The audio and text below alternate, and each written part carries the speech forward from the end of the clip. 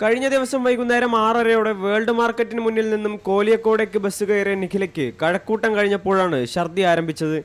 ബസ്സിനുള്ളിൽ ഛർദിക്കാൻ പറ്റില്ലെന്ന് പറഞ്ഞ് ഇറക്കി വിടുകയായിരുന്നെന്ന് നിഖില പറഞ്ഞു. ഛർദിച്ച ശേഷം ബസ്സിലേക്ക് കയറാമെന്ന് കരുതിയ വിദ്യാർത്ഥിനിയെ കയറ്റാതെ ബസ് വിട്ടുപോവുകയാണുണ്ടായത്. കയ്യിൽ പണമില്ലാണ്ടായ കുട്ടി വിവരം വീട്ടിൽ വിളിച്ചറിയിക്കുകയായിരുന്നു. തുടർന്ന് സമീപത്തെ കടയിലേക്ക് വീട്ടിൽ നിന്ന് ഗൂഗിൾ പേ വഴി പണം അയക്കുകയും കുട്ടി കയ്യിൽ പണം വാങ്ങി യാത്ര ചെയ്യുകയുമായിരുന്നു. വൈകിട്ട് 6:30 ആയപ്പോൾ ഞാൻ വേൾഡ് മാർക്കറ്റിൽ നിന്ന് ബസ് കയറിയതായിരുന്നു. ബസ് കയറി കഴക്കൂട്ടം കഴിഞ്ഞപ്പോൾ എനിക്ക് ഛർദ്ദിക്കാൻ തോന്നി. അപ്പോൾ പെട്ടെന്ന് തന്നെ ഛർദ്ദിക്കാൻ വന്നിട്ട് ഞാൻ ഡ്രൈവറെ അവിടെ ചെന്നിട്ട് ഞാൻ കൈ കൊണ്ട് കാണിച്ചു, എനിക്ക് ഛർദ്ദിക്കണം, ബസ് നിർത്തണം. അപ്പോൾ പുള്ളിക്കാരൻ പറഞ്ഞു ഇവിടെ നിർത്താൻ പറ്റില്ല എന്ന് പറഞ്ഞിട്ട് വഴക്ക് പറഞ്ഞു.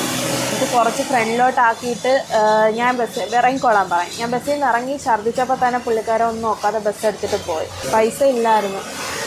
പിന്നെ ഒരു കടയിൽ കയറിയിട്ട് GPay ചെയ്ത് അച്ഛൻ്റെ ചെയ്ത് വാങ്ങിച്ചിട്ട് അവിടെ കൊടുത്ത് ഞാൻ പിന്നെ പൈസ ആക്കിയാണ് വാങ്ങിച്ചു പോയത്. ഛർദ്ദിക്കാനാണ് ഇറങ്ങിയതെന്നുള്ളത് അറിഞ്ഞില്ല എന്നും സ്റ്റോപ്പ് എത്തി ഇറങ്ങിയെന്ന് കരുതിയെന്നുമാണ് ബസ് ജീവനക്കാരുടെ വാദം. ഇത് സംബന്ധിച്ച് വിദ്യാർത്ഥിനി കഴക്കൂട്ടം പോലീസിൽ പരാതി നൽകി. C Malayalam news, Thiruvananthapuram.